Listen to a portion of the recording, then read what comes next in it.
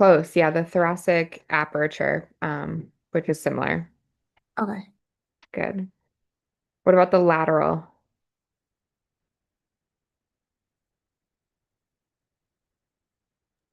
Parietal pleura of the lungs.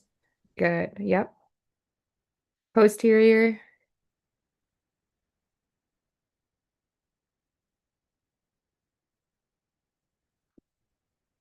You can look at the picture to help you. The thoracic vertebra. Great. Yes. And then anterior is just your sternum. Awesome. So going through the planes, the transverse thoracic plane, what vertebral level are we at? It's this dotted line here, if that helps. T4. Good, yeah. T4 and T5.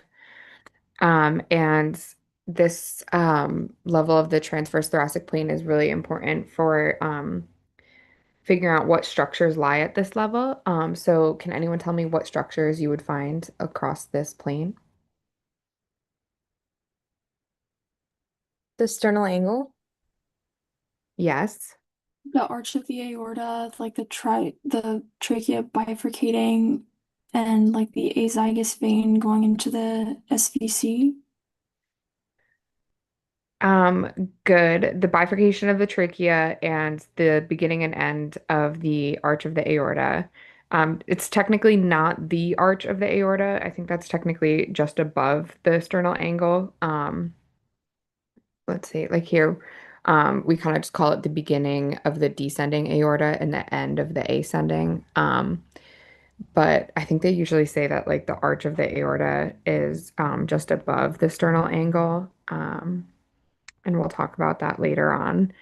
Um, and the top of the pericardium. So just the top of the heart there, which makes sense when you're thinking about the beginning and end of the descending and ascending aorta. The aorta is obviously going to be at the top of the heart region. Good. And this is just really important. We talk about it a little bit later in like a practice question and stuff, but the boards and the anatomy professors, they love talking about the sternal angle and like what structures lie within the sternal angle or the transverse thoracic plane, just because it helps you orient yourself and helps connect multiple body systems between like where the trachea is, the bifurcation of the trachea compared to the arch of the aorta, compared to the sternal angle, compared to T4, T5. Like it becomes important when you're trying to orient yourself within the body. Definitely important. It's like one of those things where it's probably just easiest to just memorize now. And that way, whenever you come across a question about like the T4, T5 sternal angle region, you already know what you're going to expect to find there. So going through the mediastinum, we have the superior mediastinum and then the three inferior regions. Um, the superior mediastinum, the borders are the superior thoracic inlet, inferior transverse thoracic plane, anterior is the manubrium and the first rib, posterior is at the level of T1, and lateral is the two pleural sacs. Um, the superior mediastinum has important contents for you to know. The thymus, which we don't see in dissection because the thymus becomes involuted as we age. We have our brachiocephalic veins, our subclavian artery, our brachiocephalic artery, and our common carotid arteries. We have our trachea and esophagus and lymphatic trunks, including the important thoracic duct. The reason you want to know the contents of the superior mediastinum is because it becomes important later in clinical correlates when we talk about a thymoma, which would be a mass in the thymus, or if we have a superior mediastinum tumor, and that can cause things like superior vena cava syndrome or hoarseness of the voice. And we'll go into all the reasons why those symptoms exist. But it comes back to the contents of the mediastinum and what could be compressed if you have a mass or an abnormality in the superior mediastinum. It comes back to the veins and arteries that are there. We, of course, have the right and left brachiocephalic veins coming in and joining the SVC, which is right here. And so that's why you might have something called like superior vena cava syndrome, just because of that compression that can happen here up in the superior mediastinum. Posterior mediastinum, we have the borders are anteriorly, you have your pericardium. Inferiorly, you have your diaphragm, superior transverse thoracic plane. So that's again like the T4, T5 sternal angle region. Posteriorly, we have T5 to T12, and laterally, we have the mediastinal pleura.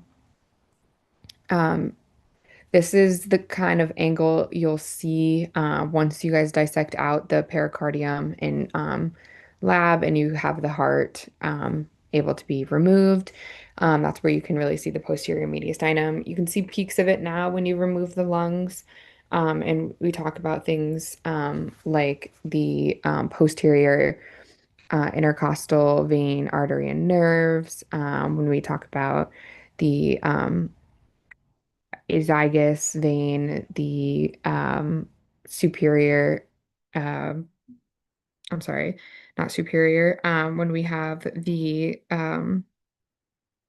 sympathetic trunk, sorry, I was totally blanking on the nerves here, but we have our sympathetic trunk, we have our splanchnic nerves, um, and you guys probably seen just a tiny glimpse of the esophagus. It's kind of hard to see when you don't have the heart removed. But our esophagus lies in the posterior mediastinum as well as our descending aorta.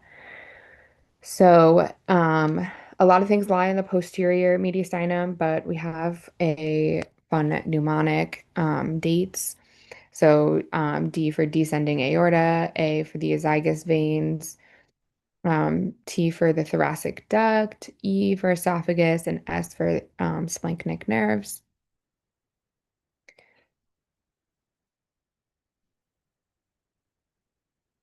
Okay. Anterior mediastinum. Um, Anteriorly is the sternum and the transversus thoracis muscles. Posteriorly, the pericardium. Superiorly, the sternal angle, and inferiorly, the diaphragm. Um, The contents include connective tissues, fat, lymphatic vessels, lymph nodes, branches of the internal thoracic vessels, and in infants and children, we would have the thymus.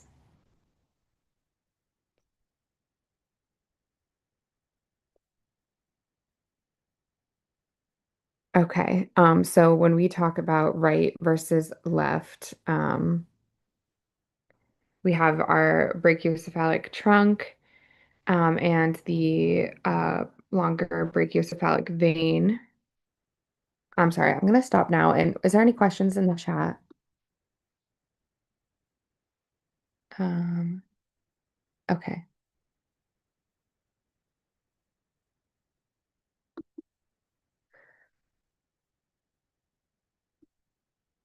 Um, oh, where did we go?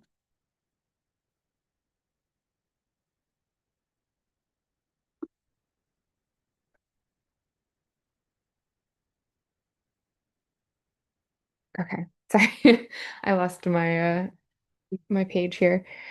So what belongs on which side? Brachiocephalic trunk versus the brachiocephalic vein. Does anybody know? Right versus left.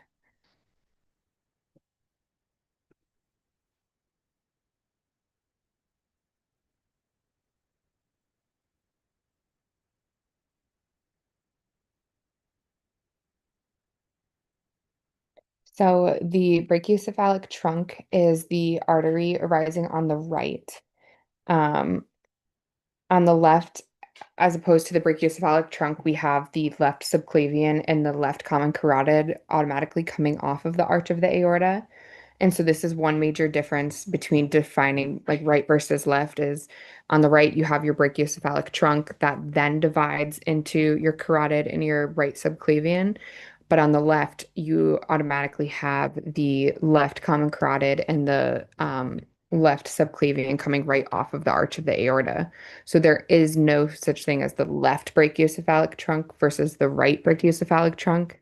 It's only on the right, so we just call it brachiocephalic trunk. I think that's sometimes confusing to think about. Additionally, when you talk about the longer brachiocephalic vein, the on the left side we have a slightly longer brachiocephalic vein because it has to cross over the midline and meet the right brachiocephalic vein to join together to create the SVC. Oh, I did not mean to start drawing. Okay. Oh, I think the picture's on the next slide. So here's kind of what I was talking about here. This is the right brachiocephalic trunk coming off of the arch of the aorta, and then you have the left common carotid and the left subclavian. Um, and then anterior to that, we have our brachiocephalic veins. The right brachiocephalic vein is much shorter compared to the left. It's much longer because it kind of has to cross over midline and join the superior vena cava because that is slightly off center and more towards the right side of the body. Does that make sense? Or was that confusing?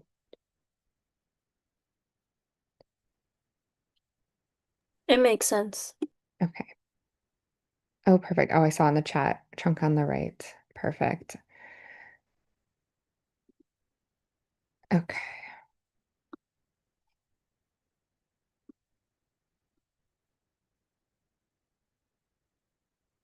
It keeps wanting me to write. No, I don't want to write. Okay. So venous drainage, we put a lot of text on this slide just so that you can go back for your reference. I think it's best to just think about it first. On the right side, we have the azygos vein is the primary venous drainage for the right side of the mediastinum. And on the left, it's kind of divided into two. We have the accessory hemiazygous vein and the hemiazygous vein. Um, the right side, you'll have the first space between the first intercostal space. You'll have the right brachiocephalic vein doing the drainage there, which then drains into the SVC. So that kind of bypasses the azygos vein system. The second to fourth intercostal spaces, you have the right superior intercostal vein draining into the azygos vein. And so you can see that right here, if you can see my pointer. And so you have the right superior intercostal vein draining directly into the azygos vein here. And then the 5th through 11th spaces all drain directly into the azygos vein. So you only see one branch coming in per each space, as opposed to the 2nd through the 4th, you have them all kind of coming together to this intermediate vein. Like the right superior intercostal vein is kind of um, like an entrance ramp, I guess, to a highway. Multiple roads coming together and then joining the highway of the azygos vein.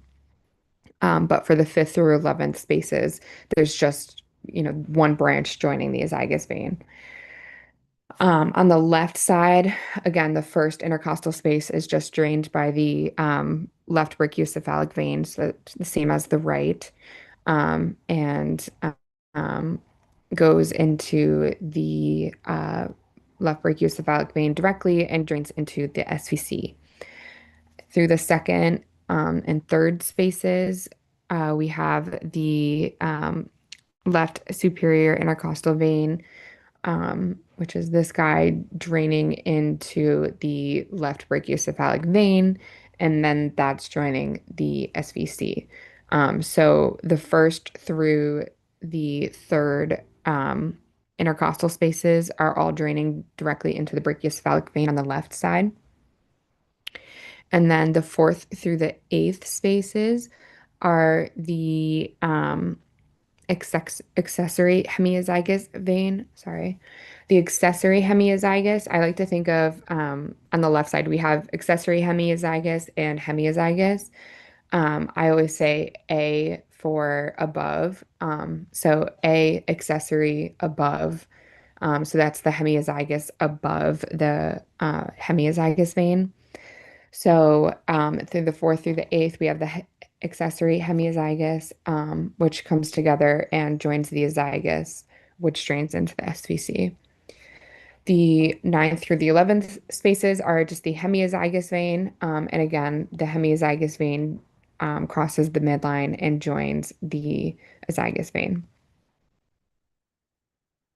Does that make sense? I know it's kind of a lot of words. I would strongly recommend like spending some time just looking at the photo of it. And it does kind of come with slight like memorization and finding easy ways to just be like, okay, the second through the 11th on the right side is all going to the azygous vein. The second and the fourth has just that one minor extra step. So the right side is a bit easier to understand. And then the left side, we have the accessory hemiazygous, we have the hemiazygous, we have first through the third spaces going directly to the brachiocephalic vein, and then the fourth through the 11th all going eventually to the azygous vein. So if you can kind of find ways to lump them together and understand that the where their final destination is, whether it's through the azygous system or if it's going to be through the brachiocephalic and SVC, that can help understand it. But this venous drainage is important. Any questions on that so far?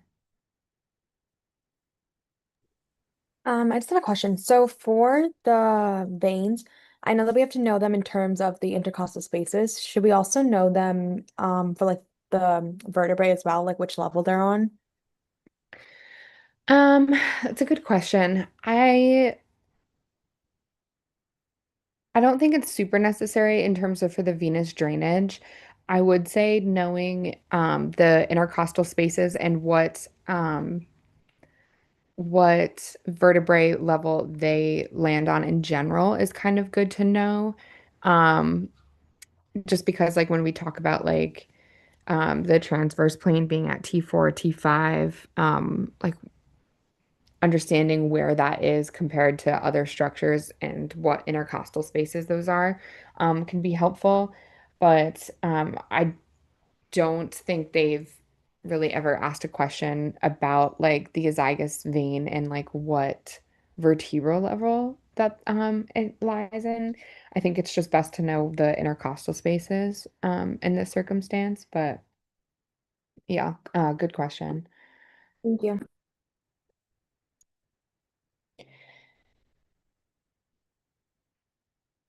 Okay. I feel like we've covered most of this. Let me read through it real quick. Yeah, so one important thing about the azygous vein is the how it arches around the root of the lung and joins the SVC. That's something you can see right now in lab based on the as the impression that the azygous vein leaves in the around the hilum of the lung. On the right lung, you can kind of see that arch being really close and really small compared to the arch of the aorta. So the azygous vein arch arches right over the root of the lung, right over the hilum to join the SVC. So you can kind of imagine, let's see if I can draw this real quick. You can kind of imagine the root of the lung coming in right here to join the trachea if you imagine this is the trachea coming up. And so that azygous vein is coming up and around and arching over the root of the lung to join the SVC. And that's an important relationship to know for dissection as well.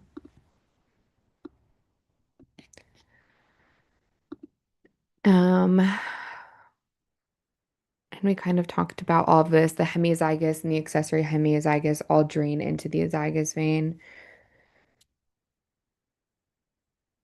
Runs from T12 up to T4 vertebrae. Again, that kind of answers your question a little bit about like knowing what vertebral level you're at.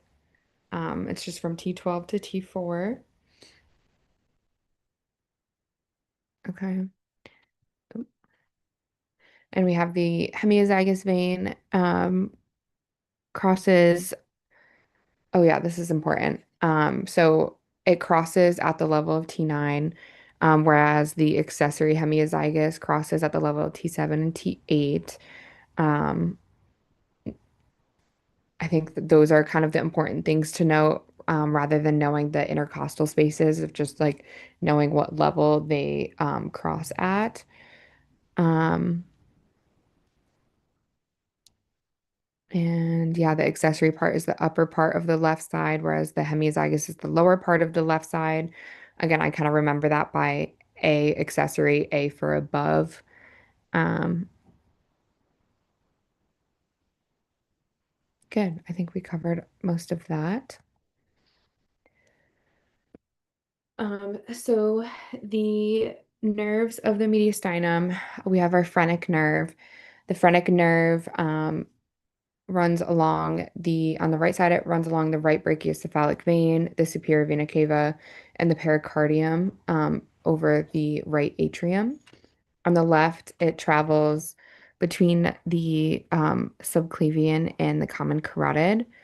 The big thing to know when you're in dissection lab, the phrenic nerve traveled anterior to the root of the lung, and that's important to keep in mind when you start to see the vagus nerve too. Since you haven't dissected out the pericardium yet, you can't really see the vagus nerve. But the vagus nerve will travel posterior to the root of the lung. So if you ever see a nerve that's a little bit more superficial than the lungs, it's going to automatically be the phrenic, whereas the vagus will run posterior to the root of the lung. I think there's a picture coming up that's a little bit easier to see the difference between phrenic and vagus. A phrenic nerve, you guys have probably heard this a little bit when we were doing brachial plexus, but C3, C3, C4, C5 keep you alive. That's because the phrenic nerve roots are C3, C4, and C5, and it provides motor innervation to the diaphragm. It also provides sensory innervation to the diaphragm and the mediastinal and diaphragmatic pleural surfaces. Um, Irritation to the phrenic nerve can cause referred pain up to the shoulder region. The vagus nerve is cranial nerve 10. The vagus nerve is involved in the esophageal, cardiac, and pulmonary plexuses. It carries parasympathetic information to the thoracic and upper abdominal organs. Like I said, it travels posteriorly to the root of the lung, as opposed to the phrenic nerve that travels anterior to the root of the lung. The right vagus enters behind the right subclavian artery and passes posterior to the right brachiocephalic vein, superior vena cava, and root of the right lung. The important thing to know about the vagus nerve in this region is it sends off the recurrent laryngeal nerves. On the right, it sends off the right recurrent laryngeal, which wraps around the right subclavian. On the left, you have the left recurrent laryngeal nerve, which wraps around the ligamentum arteriosus. and travels upward between the trachea and the esophagus until it reaches the larynx. So you can kind of see the left recurrent laryngeal nerve. It kind of goes through the arch of the aorta where the ligamentum arteriosus is. And you can see that very clearly once you guys open up the pericardium in the anatomy lab. And that's another way you can double check yourself of whether you're looking at the vagus nerve or the phrenic nerve, because it's very obvious on the left side with the left vagus nerve, because you can often see the left recurrent laryngeal kind of tucking through the arch of the aorta and then traveling not anterior, sorry, superior. But the big thing to know between the right and the left vagus is where they send off their recurrent laryngeal nerves. Again, the right wraps around the right subclavian, whereas the left wraps around the ligamentum arteriosus.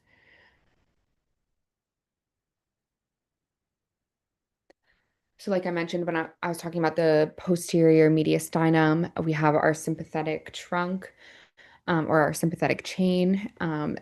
The sympathetic chain holds our sympathetic nervous system. It contains a series of paravertebral ganglion. So have you guys talked about the sympathetic nervous system? I feel like it was like early on in the semester. Is that true?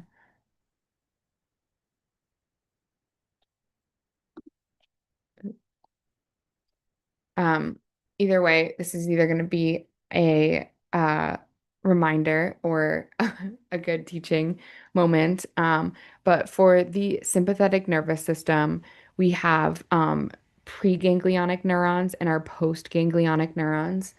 Our preganglionic neurons are coming straight from the spinal cord and going to the sympathetic trunks or the sympathetic chain. Um, Again, like I said, the sympathetic trunk is just a series of sympathetic ganglion. And so these kind of bulbs or like bead-shaped things, these are our ganglion. And so the preganglionic neuron is really, really short. It just goes from the spinal cord out to the sympathetic ganglion. So it only has to travel a very short distance to get to the sympathetic trunk. And then our postganglionic neurons go from the trunk to the body system. And so that's an important distinction between the parasympathetic nervous system and the sympathetic, because our sympathetic nervous system has short preganglionic neurons because all of the ganglia are just paravertebral, meaning on either side of the vertebrae. So it's very close by to the spinal cord. Whereas the postganglionic neurons for the sympathetic nervous system are very long because they have to go from the sympathetic trunk to the organ that it's acting on. Whereas in the parasympathetic nervous system, we usually have long preganglionic neurons because there's no um, parasympathetic ganglion, no paravertebral parasympathetic ganglion. The parasympathetic ganglion are nearby the organ that they're acting on. And so if it's going to be acting on the stomach, for example, it would the parasympathetic preganglionic neuron would travel from the spinal cord all the way to the enteric ganglion, or the ganglion that's right next to the stomach. And then it'll innervate and then it'll send off a postganglionic neuron. It's very short, directly to the stomach right there. And so that's the main difference between the sympathetic and parasympathetic. I think you guys learned this in the beginning of the year, and it was kind of like just a point of memorization. But now being able to see where the sympathetic trunk is and seeing how close it is to the spinal cord, it is kind of putting that um, together. Additionally, in our mediastinum, we have our splanchnic nerves. They are preganglionic sympathetic fibers that bypass the sympathetic chain. They carry visceral afferent fibers, pain fibers, back to the spinal cord. We have our greater, our lesser, and our least splanchnic nerves, which carry sympathetic information to the abdominal organs. This is something that you'll be able to see in lab once the posterior mediastinum is dissected out a little bit more. And then it's very important to find in lab. Um, Probably your first time, you'll need someone to point it out just because it can be confusing between the greater splanchnic, lesser splanchnic, and least splanchnic. And it's confusing compared to the sympathetic chain. But I would say once you find your sympathetic chain, you'll be able to find your greater splanchnic and lesser splanchnic, usually medial to it. Um, but it's always a tag every year, I will say. They love to tag.